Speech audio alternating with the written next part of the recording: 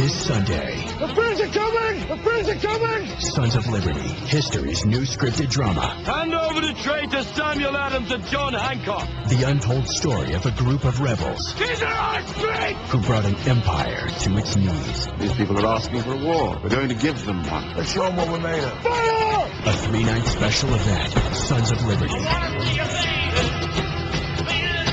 Premieres Sunday at 9, 8 Central on History. ESPN Radio. This is the Thundering Herd podcast. So Johnny Football's quarterback rating yesterday, well, what do you know? It was a 1. I guess the NFL's not I'm not going to change for anybody. I'm going to make it up as I go. What? That's high school football. That's college. You want to know what it takes to be a great quarterback in the NFL? With very few historic exceptions. And I mean you have to be a mega talent like Brett Favre or Namath. In the history of the league, you know what you got to be? Kind of a nerd, kind of a dork, kind of obsessed. Tom Brady's got a supermodel wife. And, dude, you can't even get that guy near a glass of wine. You know, moderation to me is not once a day. You know, it's like, well, yeah, I don't drink much. It's just one drink a day. Well, to me, that's not really moderation. One drink a day for Tom? Too much. By the way, on a typical vacation, Brady goes to the beach, naps according to a schedule.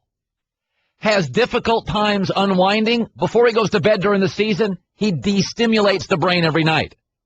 Hello? Giselle's over there. You may want to worry about that. Nerd alert! Brady has a seasonal diet.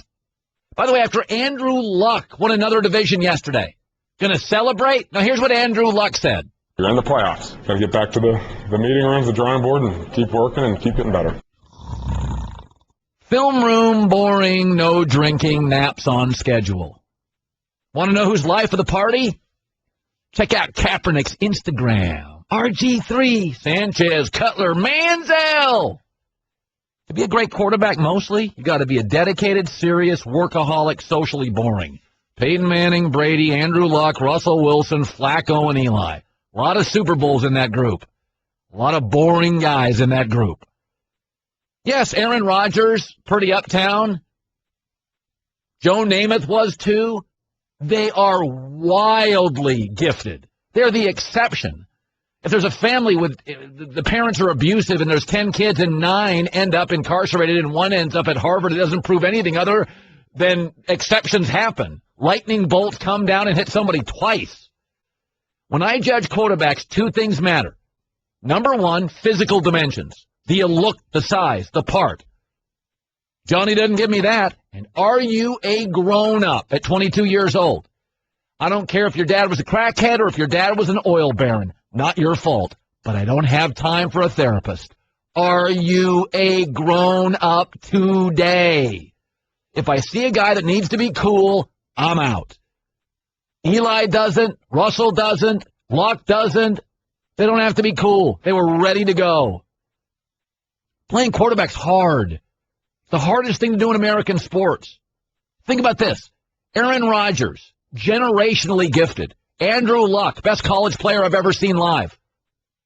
Both struggled yesterday against teams that won't make the playoffs. I'm going to name you 4 quarterbacks yesterday. Rodgers, Phillip Rivers, Russell Wilson, Andrew Luck. We all admit they're pretty good. Got some Hall of Famers in there. Yesterday they had 4 TDs and 6 picks. It is hard to quarterback in this league. It's hard for Aaron Rodgers. It's hard for Luck. It's hard for Wilson. It's hard for Peyton Manning. It's hard for Eli. It's hard for Breeze.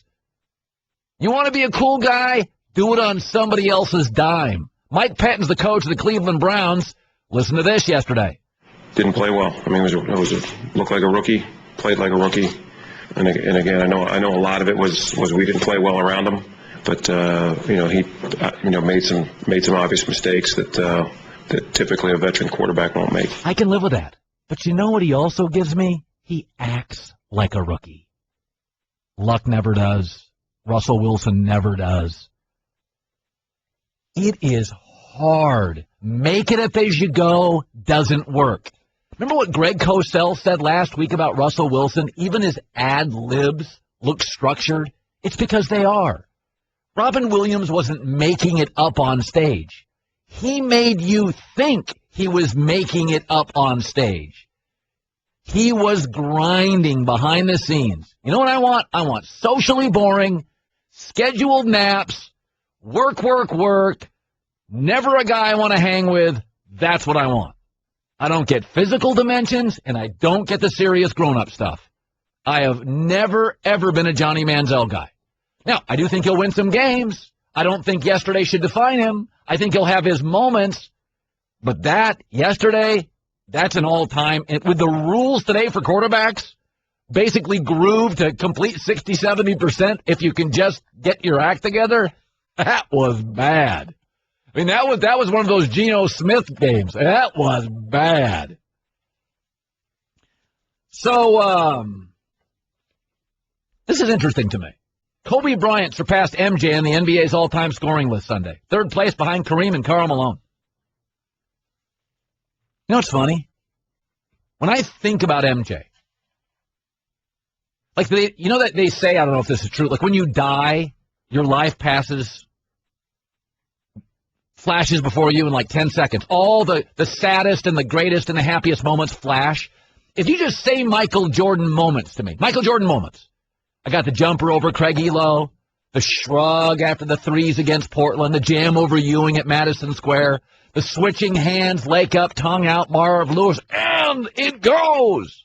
I've got the block of Mutombo and the finger wave, the dunk contest, stretch dunk, the final shot against the Jazz. Did I say that? I mean, all these iconic moments. Do you have two for Kobe?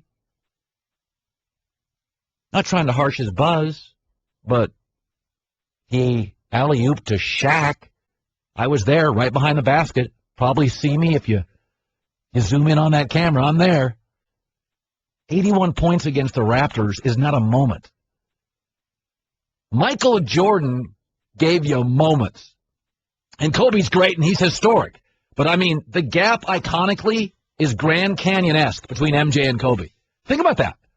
Now, LeBron still has 7 years to go in his career, but I've got the letter and the decision and the 3 against Orlando, the meltdown against Dallas, the chalk before the games, that dunk over Damon Jones, the full-court alley-oop from Dwayne Wade. He defined the chase-down block. It is interesting, is it not, with Kobe?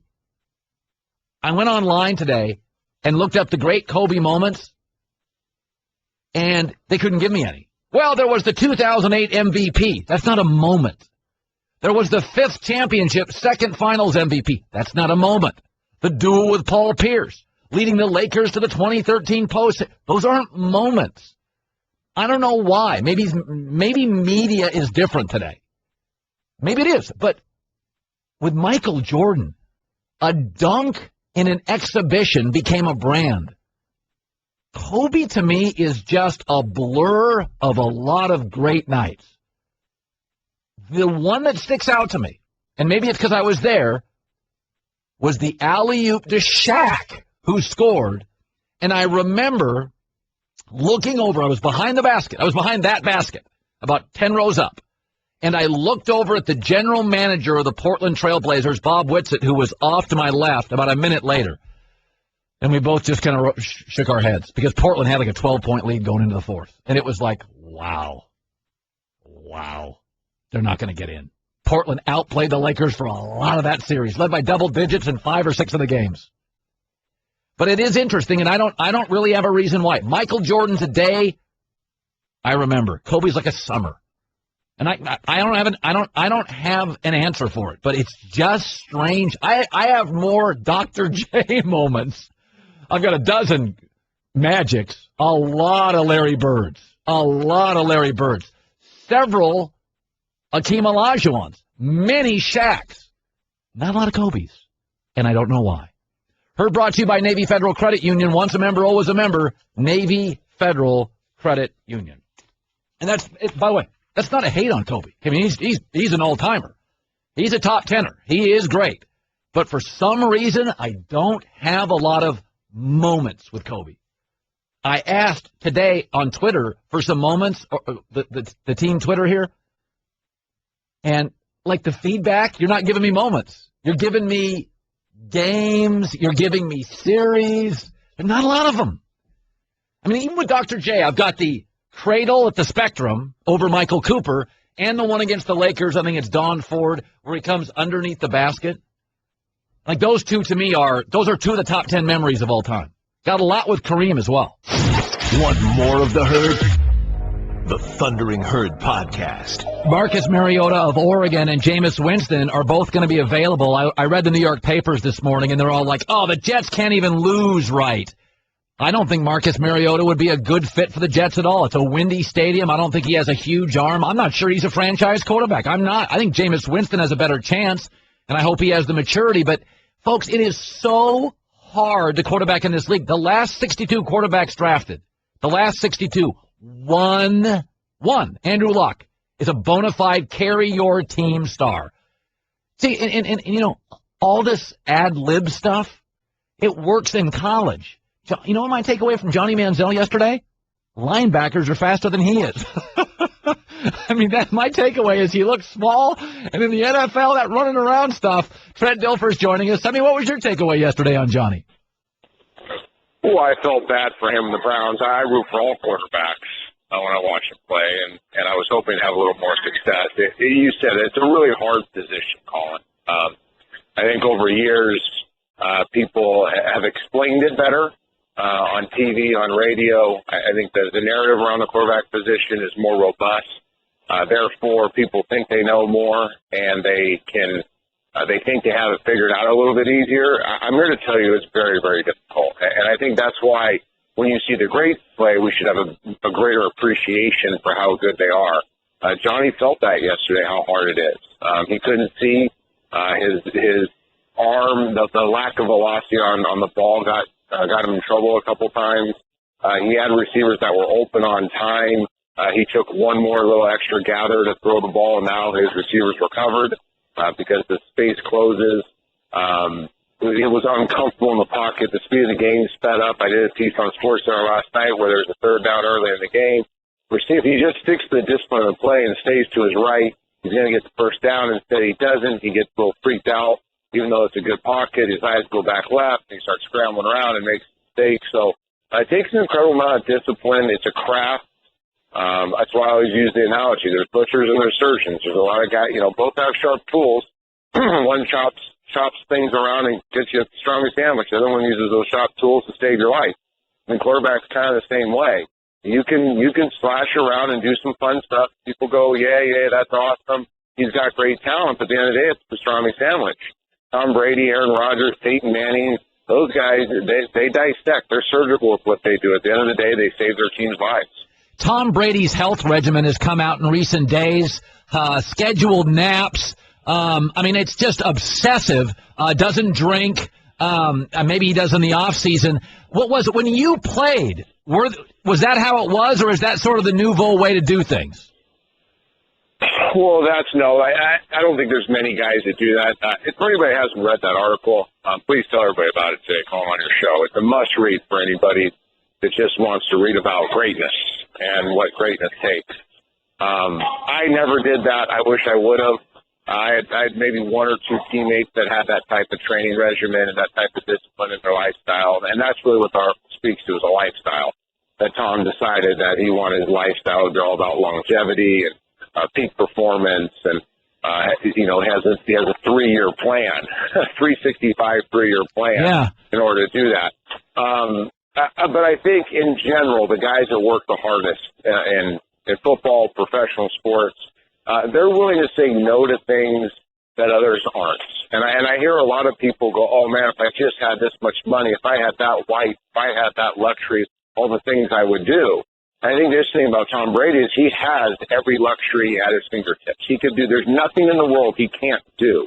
And he chooses to say no to most of it so that he can be the greatest football player on earth, arguably. Tom and I had a golf trip planned last year. We were planning a golf trip, trying to get away for a few days.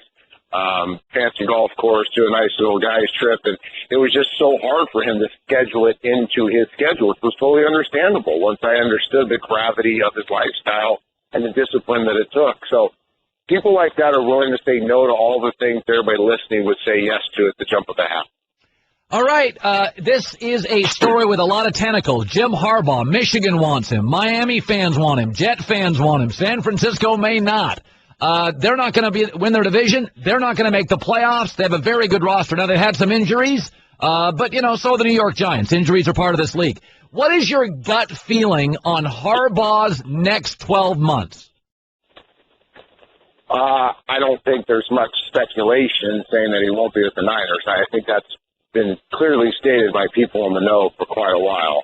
I think I've said this since day one. And I was the biggest advocate of Jim being hired at San Francisco. I think he did a phenomenal job.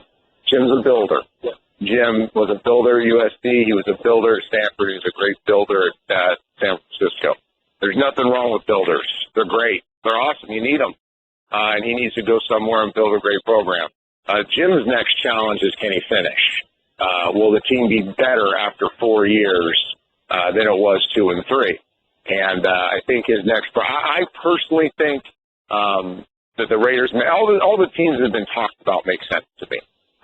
Where he could go in, he'll do a nice job, create that culture of toughness, accountability, and because of that, they'll turn the program around and they'll be successful in a short amount of time.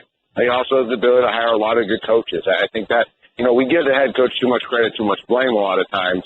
In football right now, it's who you hire. It's not necessarily the hire of you. It's then who can you go hire, your network of coaches available to you. And I think that's why John Gruden's name comes up all the time, why he'd be such a great head coach in the NFL, because his network of coaches that he could tap into would be second to none.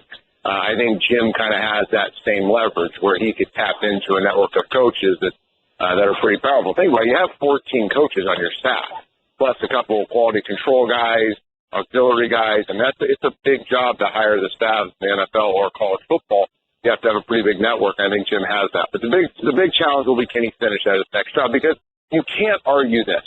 You can't argue that the Niners are markedly worse this year than they were last year, and that they haven't developed. And yes, the injuries are part of it, but they've had a lot of players that, especially the quarterback, that should be getting better, which would be a reflection of their coach, and unfortunately they're not getting better, they're getting worse. Yeah, Kaepernick right now is not even – he is one of the worst pocket throwers in the league as of today.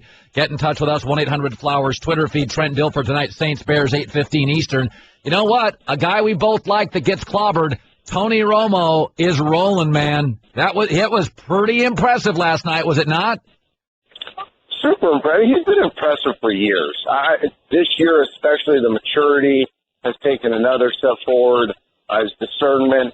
I think Linehan was the perfect fit for them as an offensive coordinator. There's a perfect balance between what he's had, what he enjoyed as a quarterback, and now kind of a new way of looking at the game. Listen, I'm never a guy, and I love that you do when Colin's right and Colin's wrong, because you admit when you're wrong. I've been wrong catastrophically on some big things. I'm the first to admit it. But we were both right on Romo. And I got it because I had all the other quarterbacks in the league telling me. This is the guy they respect as much as anybody else. So when players and coaches go in the film room and they watch tape preparing for an opponent, and that opponent is playing Dallas's offense, so you're studying defense, the other quarterbacks are watching Tony. And every single one goes, holy crap. This guy just does some stuff that nobody else can do. Yep. He's tough. He's just the real deal. Whoever your Mount Rushmore quarterbacks are, I think we all kind of agree it's 4 or 5 guys. Tony's the first guy on the next list. Yep. Always is. No, totally agree. Trent, great talking to you, buddy.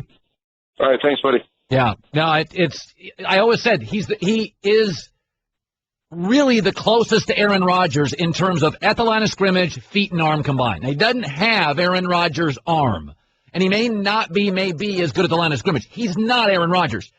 But not many guys in this league you can go, feet A, arm A, line of scrimmage A, playmaking ability A. Tony Romo's great. Now, he's had to be duct tape on this franchise for years, and I don't think they have the defense to win the Super Bowl. But you're just a don't get it guy if you don't see it. It's like LeBron James. He's not a closer. You're just a don't get it guy. You're the same guy that thought Jimmer was going to be great in the NBA. There's been like 7 or 8 arguments I've had for a decade with my audience, and I got to be honest, when I go all in on something, it's because, not my opinion, everybody I know that I respect's telling me it. Tim Tebow's never going to be a franchise quarterback. 80% of you thought he was. Now, I'm not saying I'm not wrong, but Romo is a great quarterback talent. Now, is he Aaron Rodgers? No. Peyton Manning? No. Brady? No. But he's look at yesterday. Rodgers was awful. Luck struggled. Rivers struggled. Peyton Manning's not the same guy he was a month ago. It's hard. I mean, Russell Wilson wins, but his numbers are terrible.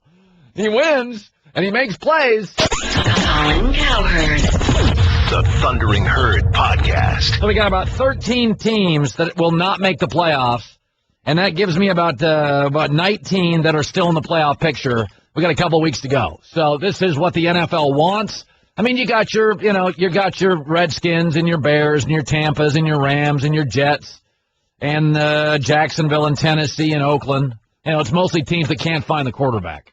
Very few teams. New York Giants are one of the few teams that have a quarterback. I mean, a guy that we know that can win a Super Bowl and are struggling. That's about it. They're going to rebuild their offensive line. That's why the league is great, of the many reasons.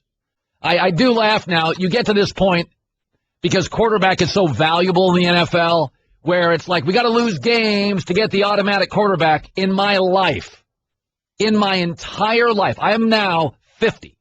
I have been watching football for 42 years. I remember the first game I ever saw. 42 years I've been doing this. So I know 22-year-old college guy, you want to lecture me? 42 years I've been watching this game and doing this for a living, 25. Exactly 2 players have come out of the draft in that time that I said, I will put my reputation on the line. They'll be legends. Andrew Luck and John Elway. 2. So if you think Marcus Mariota is a guaranteed franchise quarterback, you're out of your mind. I don't even know if he is. I think in a perfect situation, he could be. Bruce Arians, Arizona. I don't think he's going to drive the ball in Cleveland weather. I think he's a great kid. But 2 scouts that I trust have said they worry that he doesn't have the collegiate career of going to a 3rd and 4th receiver. He is now sort of drop back, run, throw to the open primary, or run. And he's got to retrain his brain. I've had 2 people that I trust say that. Jameis Winston, I don't think he's mature enough, though I do like a lot of what he does. So it is just everybody like, this is not LeBron James, where everybody knew he was going to be amazing, because you can identify basketball talent at 16 years old. I remember getting a call from a friend of mine, Brian Berger in Portland, and saying, yeah, there's this kid, I'm watching a Nike basketball tournament. He's 13 years old. His name is Dwight Howard. He's going to be the next great center. He was 13. It doesn't work that way with quarterbacks. It's so rare that there's stars in high school, stars in college, stars in the pros. I mean, even Andrew Luck wasn't the top 2 or 3 in the country coming out of high school. It takes time, work ethic. Some people develop more slowly. Some get bigger and fill out at 20, and they don't fill out at 17. So if you think you're going to want to lose games for a quarterback from Oregon who plays in this wild system, you're not running that offense in the NFL. You're not running that offense. Different weather, different league, different game. In college, you throw to an open receiver. In the NFL, you throw them open. It is a completely different game for a quarterback. That's why so many fail. All right, here we go. Where Colin was right. Lays in 5, 3 wins, a loss, and a push. 3-1-1. We're now 38-32 on the year. We called the Buffalo upset of Green Bay. We even told you our weakest pick, San Diego at Denver, and that was our only loss. So a good weekend for us. Where Colin was wrong. Had San Francisco as the NFC division winner before the season. They are now officially out. In fact, I went back and looked. I had San Francisco with 11 wins, Seattle with 10, Arizona with 9. Flip it. So I was completely wrong in that. Colin Kaepernick now, if he was in this room right now, I'd be the better Colin at quarterback. I mean, I don't even know what to say about him. I don't even know what to say. I mean, is there a word that's worse than regressed? I mean, I love Colin Kaepernick. What's happened? Where Colin was right. Oh, Tony Romo was great again last night. Listen, give him stability with personnel. Give him an offensive line that can give him 3 seconds. Give him a coach for the same number of years. provide him with a little help, Tony Romo's terrific. 40 straight road games with a touchdown pass, NFL record. First player in NFL history with 4 straight roadies, 3 TDs, no picks. Oh, but where are the playoff wins? Dan Marino, 0 Super Bowls. Bill Parcells, go look at his last 7-8 years coaching. It's hard to win playoff games. Where Colin was wrong. I didn't think Tom Coughlin would survive. 1 playoff run in 6 years in New York. That's not very good momentum for any city, but New York can be fairly hostile. But the Giants are an organization that's not trying to win the offseason, unlike the Jets. They try to take what they have and improve. And the New York Post, Steve Serby reports this morning, 99.9% that Tom Coughlin's coming back. So I didn't think he'd survive. I like Coughlin, but I didn't think the momentum was very good, and I didn't think he'd survive, but it looks like he's going to. Good for him. Where Colin was right. There's an SEC bias. No, they care more than you do. Auburn just paid their defensive coordinator, Will Muschamp, $1.7 million to coordinate. The entire Rutgers staff makes only $2.4 a year. They care more, from facilities to passion to spring games to what they're willing to pay assistant coaches. You get what you pay for in life. They are all in, and that is another reason the SEC dominates. They paid a coordinator more than even a conference like the Pac-12 pays some of its head coaches. Where Colin was wrong. I thought the Miami Heat, even without LeBron, were going to be a pretty good team. I thought they'd be 3rd or 4th in the East. And my staff was like, no, it's not going to happen. I'm like, Luol Deng, Shabazz Napier, they drafted him. Still have Bosch, Wade, Chalmers, Cole. Well, they're 11-13. They're 7th in the East. They're awful at home, and they have played like garbage for 3 weeks. They're 26th in points per game and 23rd in assists. I mean, I love LeBron, but that offense without LeBron is the pits. The pits. Where Colin was right. Listen, there's no reason to be a jerk about it, but what was Johnny Manziel's quarterback rating? A 1 yesterday? The one thing I told you, I said, wait until he gets into a game, and you know what you're going to say the next Monday? He looks kind of small. He looks like Troy Smith. And the first time you saw him, you went, that's not going to work in the National Football League. Listen, historically, Russell Wilson is a complete outlier. 6'2.5" to 6'3" and above. Flacco, Big Ben, Manning, Brady. You know, people go, what about Drew Brees? Johnny Manziel's not Drew Brees, okay? He's not Drew Brees. Yeah, they're calling it suck for a duck. Marcus Mariota, the Jets are trying to get him. I think he could, in a warm weather spot with an offensive-minded coach and a year to sit and learn, could become a nice quarterback. I don't see a star. I don't see a top 7-8 guy in the league. I think in a warm weather environment, you know, a Jacksonville, a Houston, an Arizona. I don't want to see him up north. I don't think he's got that arm strength. He's come out of a very, very a system built for his skill set that doesn't necessarily work at the NFL level. Philadelphia is sort of doing it, kind of. And right now, they may not make the playoffs. So I just think that is, again, in New York City, the Jets and the Mets are consumed with winning the offseason. The Giants, stability, let's keep what we have and make it better. The Giants are going to be fine once they can fix that offensive line and get healthy. They're going to be fine. Their secondary is athletic. They've got a star young receiver. They've got backs that are capable. They've got players here. They have got to stabilize the offensive line. Get a couple more linebackers. But the Giants' answer is, we know Coughlin and Eli can win a Super Bowl. Let's help them. The Jets, let's get new stuff. Let's. The fan bases for the Mets and the Jets are consumed with winning the offseason. Just consumed by it, like the Redskins. Consumed by it. You're in the Herd. The Thundering Herd Podcast. Geico presents Strange Savings Stories. Astronomers detected an interstellar transmission. It stated, Geico, 15 minutes could save you 15% or more. The implications were staggering. Was the cosmos telling us we could all save hundreds on car insurance with Geico? Or did their radar merely pick up a signal from the nearby Rufus and Clyde's morning show? We may never know. Geico. 15 minutes could save you 15% or more on car insurance. ESPN Radio. This is the Thundering Herd Podcast. Welcome back to Herd on ESPN Radio. It's Monday. Not many more of these with Hasselbeck. You better eat them up. Why are you going to big time me more? No, wait a minute. Not many more? Is there something I don't know? I'm not going anywhere. It's seasonal. Well, I'm locked up here for a while, man. Seasonal.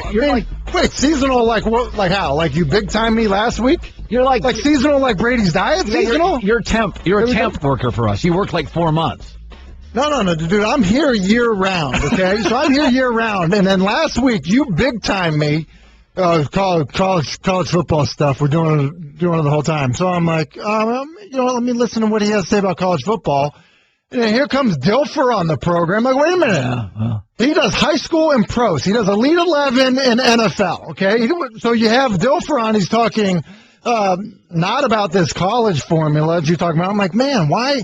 And I'm like, you know what? It had to be Kaepernick. Kaepernick struggled last week. So then I started trolling you on Twitter. Crickets. No responses whatsoever. You start doing like personal text messages out on Twitter, and you immediately respond to people like, "Oh, my bad. I wasn't meaning to tell everyone to go pick up milk. That was directed for my wife." So now I'm like, wait a minute. Not only did he big time me, but now he's just totally ignoring me on Twitter. Well, Twitter, I mean, it's unbelievable. I never respond to people on Twitter because it's just useless. And I was trolling you. Oh, I know There's no question. Everybody, guys in the control room are mentioning it. You won't even bring it up on the air. Well, not even. Hey, here's the deal. If you're having the president on and you want to big time me, like, look, it's the leader of the free world. I get it. But so I'm fine with you big timing me if he's on. But can we address how you address him? I called him Mr. President. No. That's how you could call him Mr. President. Well, I did twice. Is it difficult for Goodell? Is it difficult for you, President, that sometimes you need to be... I didn't President? Well, you forgot the Mr. part. Well, yeah, I said it 9 times. One time I said President because I'm talking extemporaneously. And President, thank you for... Just one time. Mr. President? It was once. God, you guys are very critical. I thought, frankly, I was getting texts from some of the insiders in the Beltway on the depth and the significance of that interview. And you and I, we battle on these Mondays. I've told you before that I actually know people inside the Beltway, met them through, Elizabeth and her line of work. And you'd be surprised at some of the influencers that while they're on the Stairmaster or while they're, working out, they're in the herd. Listen, you have no idea how hard it is for me to say that publicly. I've told you that personally. Yes. So, but that's out there now. That's out there now. It might be why we got a lot of issues going on in Washington. Yeah, maybe not. Johnny Manziel was scintillating, wasn't he? Oh, how bad was it? I think it was bad enough, and I said this earlier on SportsCenter. I think it was bad enough that Mike Pettin should revisit the decision to play Manziel. Now, I don't think that he will. But it was that bad. They started him because they were looking for a spark. He even said so. We're looking for a spark in our offense. He made them worse on offense. They had 1 first down in the second half. Colin, I think there was 5 first downs total for that offense. 2 of them were awarded via penalty, which means they only had 3 first downs on their own merit. He doesn't look professional. He's small. Yes, and I heard, the Troy Smith comparison. Here's what I would say is that you just look at the 2 interceptions he throws. He's so late with the football that that's on him. When you look at some of the interceptions, and look, Hoyer wasn't perfect, but some of the, the interceptions that Hoyer threw, he got sold out by Josh Gordon, who was just coming back into the lineup. You look at the picks yesterday, those are all on the quarterback. The deep over that he's trying to throw, he's so late. That ball should be completed by the numbers. Instead, he's late. The ball's out, near the sideline. It gets picked. The force in the end zone as you're trying to create just can't happen. And I just think that, when you look at it, it just feels like Not Whether close. it was you're not close. Troy Aikman had a bad first game. He was still 6'4" with a rocket arm. Yeah, and look, Blake Bortles has struggled. At least there are parts of a game when you watch Bortles where you say, you know what, look, I think we can build off of that. And it's been a struggle. There have been a lot of bad plays for Bortles, but there's something that you can take away from it. I don't know what the building block is off of yesterday for Manziel. I really don't. I mean, a combination of seeing a corner blitz late, holding the snap count, your own guy jumps. Okay, that's on the quarterback. You know, there was a play where Terrence West goes the wrong way, on a running play. Look, you can't fault the quarterback for that, but because so many things get communicated poorly in the huddle, you just wonder, was it called properly? You know, I said this when New England lost to Green Bay. I said I think New England's a better team. Yesterday, Buffalo just tossed Green Bay over the field. They struggled with Minnesota. I think not only is New England the best team in the league, Tim, I think they're on a neutral field like a next level. I really do think they've separated. I think they have separated. There's so many different ways that they can win. With that being said, I think we have to be careful, like really overreacting on Green Bay. Was it great? No, it wasn't great. They struggled. With that being said, you look at the drops, that's not typical of Green Bay. I think there were seven legitimate drops. Yeah. One of them would be about an 80-yard touchdown pass that would give Green Bay the lead that Jordy Nelson drops. Yeah. He catches most of them. Yeah, great player. So now Aaron's line looks drastically different. Yeah. Add 80 yards and a touchdown to it, okay? And then you also you're playing with the lead at that point. But they may not play in Lambeau in the playoffs now, Tim. I understand that. Look, if they have to go to Seattle, then I don't know that I like Green Bay to go up and win in Seattle with the way Seattle's playing. Seattle going to Green Bay, yeah, there's no question about it. I'm just saying as we look at it, I'd be very careful to just panic on Green Bay right now because the Bills, who held Peyton Manning without a touchdown pass and have really played good for the majority of the year on the defensive side of the ball, had a good day, and it was aided by a bunch of guys dropping the football. Yeah. No, I agree. So I think there's an element of, rather than saying, whoa, there's huge difference between the two. Here's what's funny. This morning I come in. This is the way the world, this is why I don't react to anything on Twitter. I don't have a single Tony Romo email this morning because you and I have to show up every day if I'm wrong. Fans can show up when they're right. The Dallas Cowboys, that game got a 15 rating, not a single Romo email. Can we just acknowledge Dallas is good, and Romo at times can be spectacular? Yeah, I don't know that anybody would deny that Romo at times can be spectacular. My audience. Not a single email, 400 affiliates, not one. Listen, at times he can absolutely be spectacular. I don't think that's debatable. What is debatable is some of the meltdowns that he's had, when you look at the reason that those things happen. And then, look, I trust me, on the Twitter thing, I ranked Romo last in quarterbacks coming into the season in the NFC East because I was concerned about a 34-year-old quarterback coming off his second back surgery. Trust me, that picture gets sent my way all the time. And I get it. The context of it was, here's a quarterback coming off an injury. If you're just wondering if the guy can play, when he's healthy, he's outstanding. And the fact that he has one of the best receivers in the game and an excellent offensive line, a tight end that's very reliable, certainly helps the scenario, but he creates a lot on his own. There's no doubt he's outstanding, but I don't know that anybody knows what they need to know about Tony Romo in December. I get it. That's the issue. I mean, Eli Manning was going to the playoffs early in his career, but he was one and done. He had to go win a Super Bowl before people got off his back. Yeah. No, I agree. Hey, how's your brother doing, by the way? He's doing great. Why are you asking?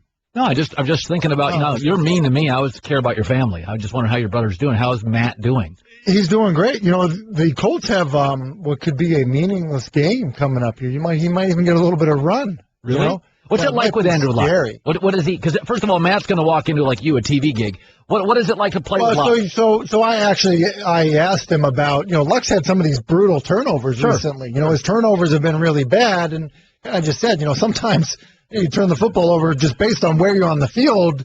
It goes from just changing field position to, hey, it's a turnover and score. It's a pick six, it's a fumble recovery in the end zone. He said, he tries to do a lot, but his ability to kind of just be unfazed and then make a great play is special, you know? And he said it's also another thing, too. It's not like he's unaware, right? Bad play happens.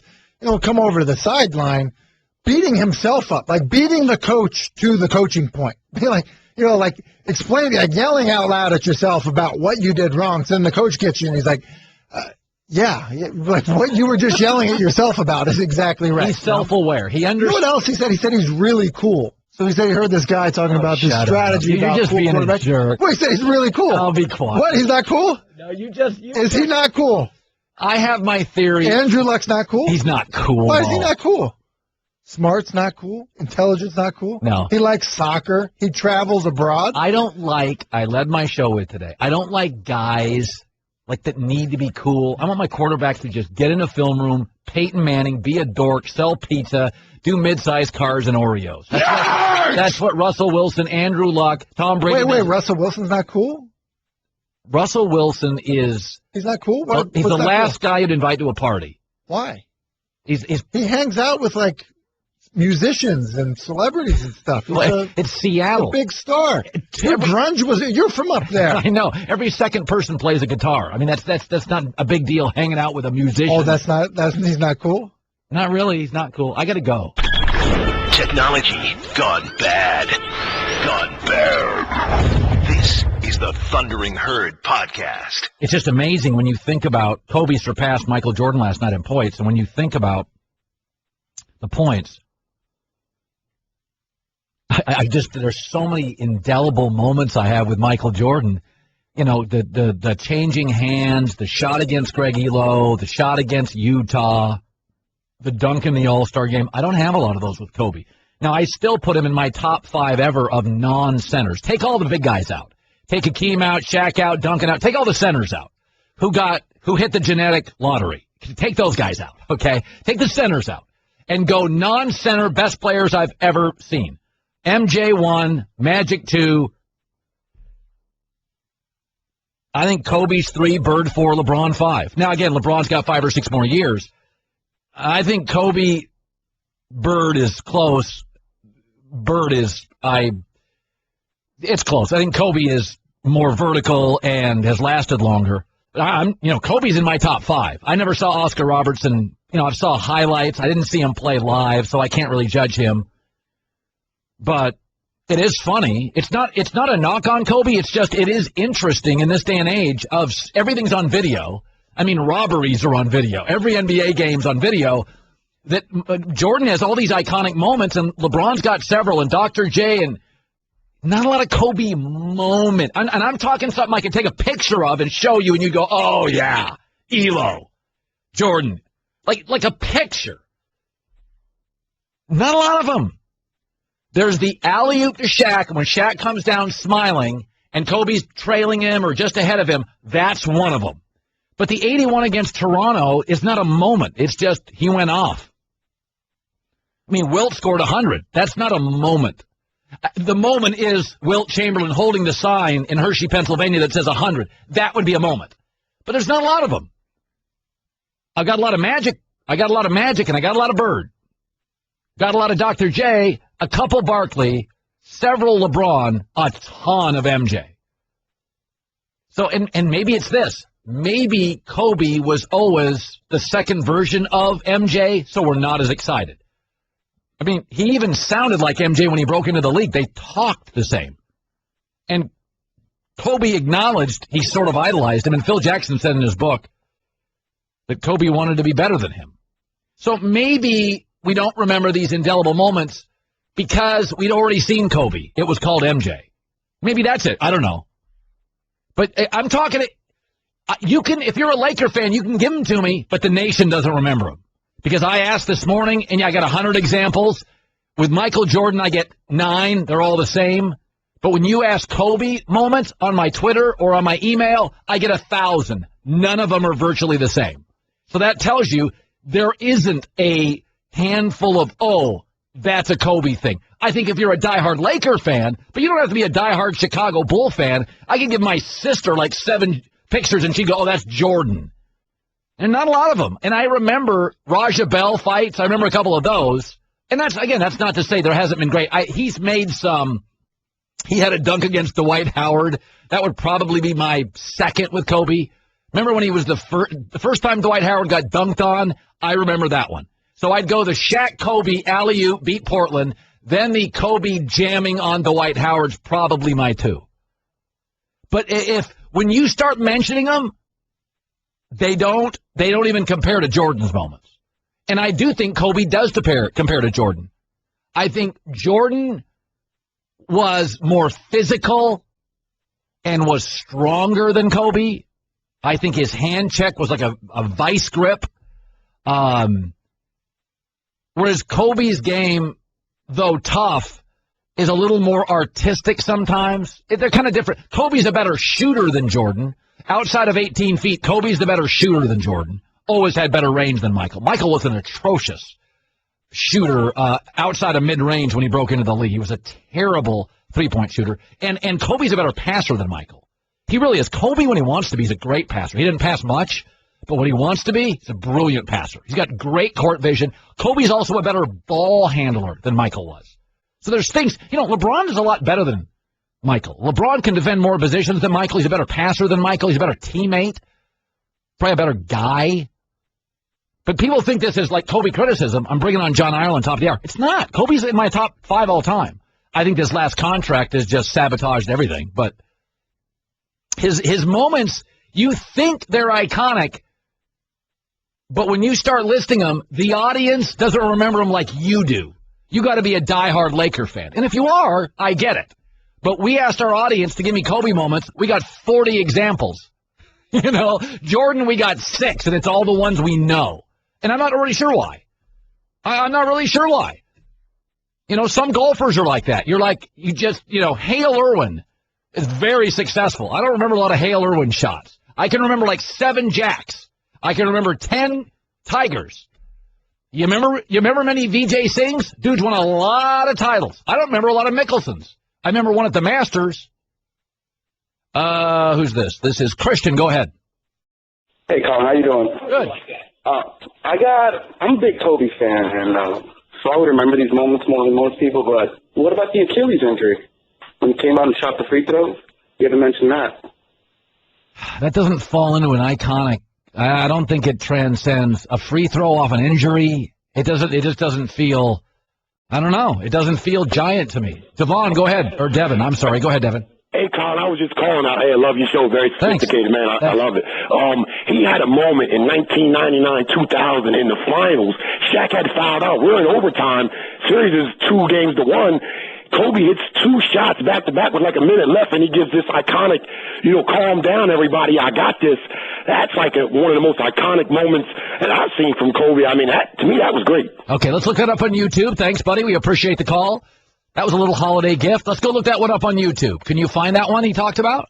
Let's see if it snaps. Let's see if it gives me a memory. It may. The LeBron one that sticks out to me? Dwayne Wade, the 90-foot alley-oop to LeBron, and then the dunk over Damon Jones, which if you watch it on YouTube is laugh out loud funny. LeBron's letter is iconic, and so is his decision. So sometimes it's off the court stuff.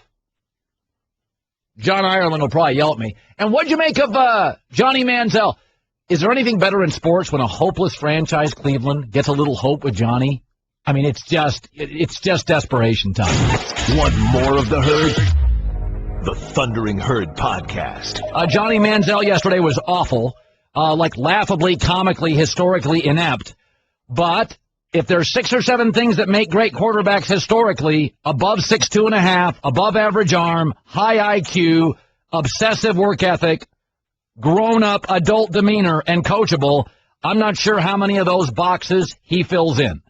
He comes off as a me guy. RG3 comes off as a me guy. Yesterday, RG3 scrambles touchdowns. Redskin teammates go down to celebrate him in the end zone. He runs away from them. Look at me. I'm important. Money sign. After halftime, Manziel had 1 first down and subtract 1 Josh Gordon catch, minus 17 yards of offense. I think he's an entitled frat boy who'll give you some exciting moments, but I don't think he's ever going to be build your franchise around him guy. I don't think he's adult enough, mature enough. I think he's entitled. I think he's hard to coach. I think he's physically below average. I don't think he has Doug Flutie's arm. I don't think he has Russell Wilson's arm. Russell Wilson at times has a cannon. Yesterday, he threw a ball to Richardson in the red zone that was just a smoke, just a rope. Manziel doesn't have that arm. So, I said this, when I was in Vegas years ago, and I first got a job in Vegas, I was young on TV making some pretty good scratch for a young guy, right? And Vegas I was single. There was this group of guys that I was on the outside of, 20 or 30 guys, and a lot of their parents had money. They were sort of old school Vegas money. And I can always remember telling one of those guys, the one I already got along with, it's like, those guys are planning their next party for the weekend on Tuesday. They'd have a big party all weekend. By Tuesday, they're like, all right, where are we partying next? And I'm like, I'm just not raised like that. Like, I was raised head down, grind. That's what Brady is. That's what Luck is. That's what Wilson is. That's what Breeze is. And I don't think Johnny Manziel's built for this league. Physically, I don't think he's built for the league. I don't think he has a strong enough arm to play in a Cleveland outdoor, and I don't think he's emotionally ready. I think often, he's an entitled brat. I don't think it's going to work. But I think he'll win some games and have some fun. And Cleveland has such a low sports self-esteem problem that if he does win games, they'll go cuckoo. They'll just go absolutely nuts. But, I just don't have time for you to grow up. When it comes to point guards and quarterbacks, I don't have time for your issues. Grow up. You're 22. Here's the keys to the franchise. Get it together. And if you listen to the coach, Mike Pettin, after the game, listen to this quote. I mean, it sounds like to me, maybe I'm reaching, he was almost not happy with the preparation. Like, he just wasn't nearly as good as we thought he would be. Didn't play well. I mean, looked like a rookie, played like a rookie. And again, I know a lot of it was we didn't play well around him. But he made some obvious mistakes that typically a veteran quarterback won't make. Nobody's saying he's a veteran quarterback. I don't see the maturity. I don't see the size. I don't see the arm strength. I don't see the coachability. I see entitled. I'm going to make stuff up as I go. I thought yesterday was embarrassing. I thought it was a disaster. Hard to win in this league at quarterback. Ask Aaron Rodgers how great he is. Ask Andrew Luck, Phillip Rivers yesterday, Russell Wilson. It's hard to win in this league. You got to be a grown-up. All right, Laker play-by-play guy John Ireland. I'm getting Laker fans crazy today. I know it's a football Monday, and during the football season, Mondays and Fridays, we talk all football. But I said Kobe's one of my all-time 5 guys take out centers, but for some reason, with MJ, I've got these iconic moments, and I don't have a ton with Kobe, but it doesn't make me drop him. But I mean, you're a Laker play-by-play guy, so you probably disagree with that, right? Oh, yeah, big time disagree. And by the way, kudos to you. You have Hasselbeck and me on the same show. I mean, that's the great thing about the Herd, is that you will bring on people who completely disagree with you, and no one disagrees with you more than me and Hasselbeck, and you put us on the same show. That's why the Herd is the must list. What is a top? Give me your top 3 or 4 Kobe's. Like, which one am I missing?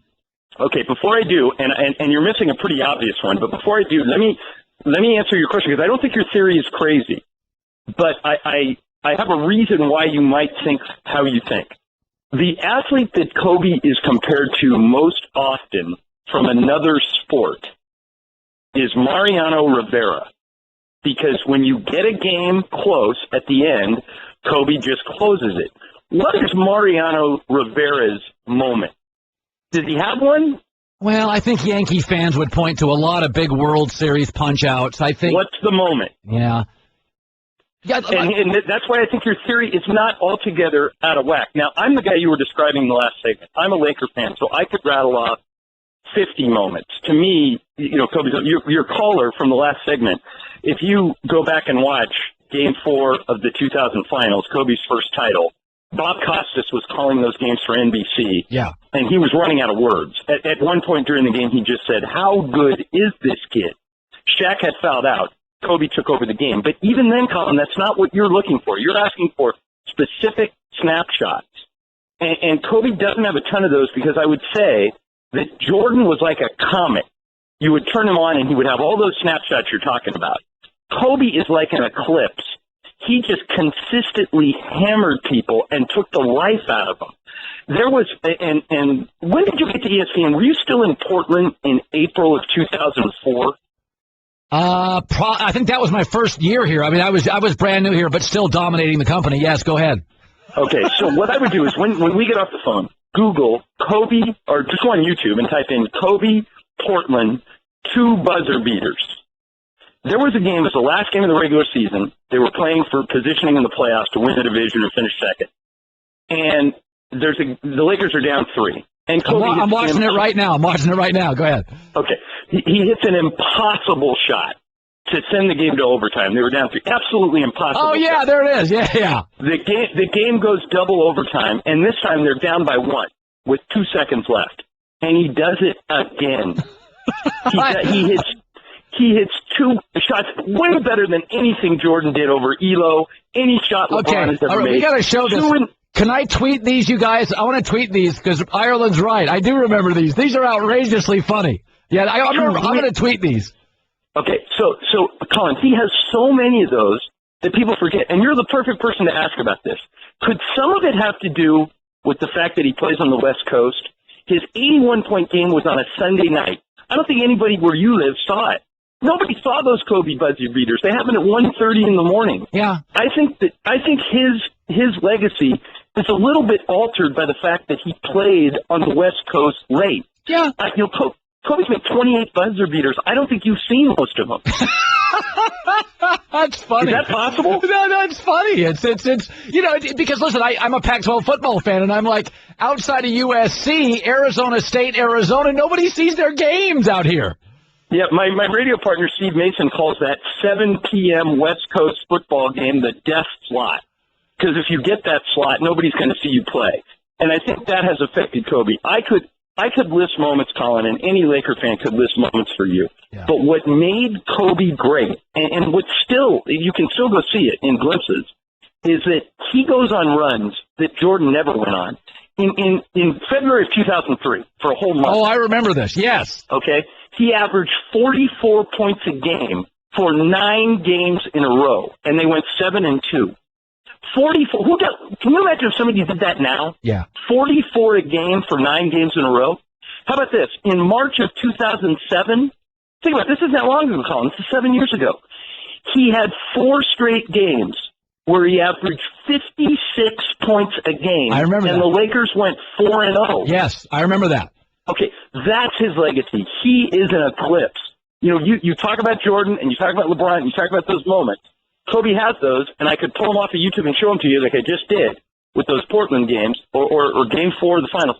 And he has a shot over Dwayne Wade to beat the Heat one year where he banked in a 3-pointer. But it happened at 10:30 at night on the West Coast. I don't think most real hardcore NBA fans even stay up that late. You are a great example. You consume more sports than almost anybody I know. But I don't think you're staying up until 3 in the morning to see Kobe play double overtime against Portland. I always say the worst month of my life, the worst 6 weeks are May 1st to June 20th because I have to stay up till 1:30 to watch West Coast playoff games. 6 weeks. It's just every year. It's like awful. Now this year it'll be the Warriors, but no good, John. We got to run. That was good stuff. I appreciate that, buddy. Have a great day, Colin. Happy holidays. All right. You got to put that Kobe back-to-back against Portland. You already tweeted it? And put it on mine, too. It's outstanding. It really is. I remember those now. I should know those. I lived there. Yeah, it is. That was good. Jordan's a comet. How about that, Stanzik? Jordan's a comet. Kobe's an eclipse. It sounded like an excuse, but he explained it well.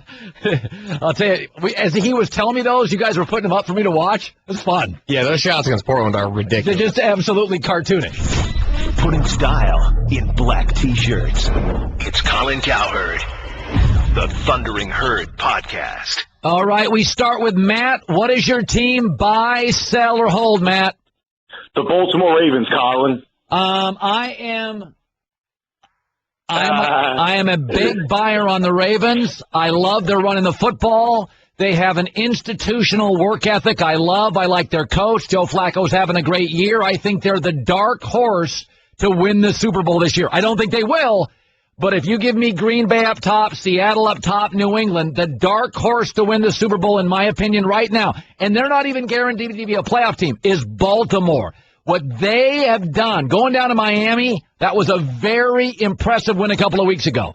Keep your eye on the Ravens. I love these organizations that have grown-ups in them, You know what I mean? Like the opposite of the Raiders the previous decade. I like grown-ups. And the Ravens had a bunch of grown-ups running that franchise. Let's go to Nick. You're in the herd, Nick. Go ahead. Yeah, I want to know what you think about the Florida State Seminoles. A lot of people think we're Notre Dame from a couple years past, but I think otherwise. What do you think about the stock now? Yeah, it's a huge buy. You're not Notre Dame. You're in a part of the country. Academically, you can get kids in, groove them in. It's not an institution that is, it is a forgiving institution academically. It is also in a rich reservoir of high school talent surrounding it for 100 miles. You've got a football coaching staff that recruits like nobody's business. Florida State's not going anywhere. Florida State with the right coach has always been great. And I'll tell you this, I had an NFL executive who I respect a lot tell me Florida State actually has the most good players of these Final Four, the most NFL guys. A couple of them are young. But this person said Florida State matches up very well with Oregon. And he goes, I don't care what your Vegas guys say. Florida State's got more good players than Oregon. He thinks that game could be an upset. How about that? Andrew, you're in the herd. Hi, how you doing? Just wanted to see if you're buying or selling the Pittsburgh Steelers. Yeah, I'm going to give you a double sell. Triple sell. First of all, you love the Steelers. Can you figure them out? They're all over the map. Week to week, you don't even know what you're getting with the Steelers. And that tells me there's something in that coaching staff. One of the things I always look at, are you good situationally? That's a well-coached team. New England's great situationally. Alabama, Nick Saban, great situationally. Pittsburgh can be terrible situationally, and they're all over the map. So that's a sell for me right now. Jeff, you're in the herd. Hey, Colin. USC Trojans. Listen, first year Steve Sarkisian, they're 30 players deficit to everybody else in college football. They're off awful sanctions, which were always too harsh. They still they're probably starting 9 guys right now that won't start in a year to 2 years. They're super young. They've got a great staff. They're going in the right direction. Now there's rumors Jim Mora could leave, so their arch nemesis could be rattled. Everybody predicted they'd win 8 to 9 games this year. Pete Carroll was 6-6 in his first year. They're coming off awful sanctions. They're going to be fine. They return. Their whole team is freshmen and sophomores. They almost lose no seniors. They're going to be fine in Southern California. They're going to be fine. Tim, you're in the herd. Go ahead. Yeah, this is Tim from Cincinnati. How about the Ohio State Buckeyes and third-string quarterback? Well, are you talking about a game or the future? I'm thinking about possibly the game. No film on him. Alabama really has no film on him. Yeah, Alabama's got no film on me playing quarterback either. That's not the be-all, end-all. Alabama doesn't have the players right now Ohio State doesn't have the players Alabama does right now. Now, I'm not saying they can't win the game, but if you look at the Big Ten Conference, Ohio State is the best easily. They clobbered Wisconsin. They clobbered Michigan State and East Lansing. But they have not shown out of the conference they're there yet. Got beat by Virginia Tech, got beat by Clemson. Alabama is a layer or two above that. So in the game, I'm selling them. But the future, I like them. Ryan, you're in the herd. Go ahead. Buffalo Bills. I love their defense, but you can't win without a quarterback in this league, and they don't have one. So, I don't see one in the draft. So what do you do? It's kind of a hold. I like them. I said they'd beat Green Bay, but what do you do? They don't have a future quarterback. There's going to be 6 guys that are going to be fired in the NFL on Black Monday. Okay, the Monday after the regular season's over, that's called Black Monday in the NFL. Like 6 guys are going to get fired. All of them have bad quarterbacks. I mean, you just as great as their defense is, Buffalo's defense right now is the best in the league. They won't make the playoffs. So they don't have a quarterback. I don't know what to do. All right, here we go. All right, Garrett, go ahead. Hey, this is Garrett from Nebraska. I was just wondering, what do you think about the Nebraska Cornhuskers in the future and in the bowl season?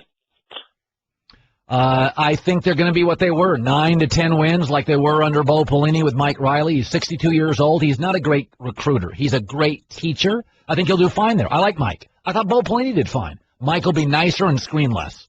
He's not a screamer, he's a teacher. But it's not a top 10 job. It is very hard to get players there. Mike Riley is a wonderful teacher and quarterback developer, and the program will be better offensively, but it is challenged. It is hard to get a great staff in Nebraska in 2014 and hard to get a great team of athletes there. It is difficult. The world has changed. All right, let me do one more. Let me do this one. Dalton, what's up, Dalton? Thanks for taking me. Suffering University of Miami fan. Just saw the U2 documentary. What do you think? What should I?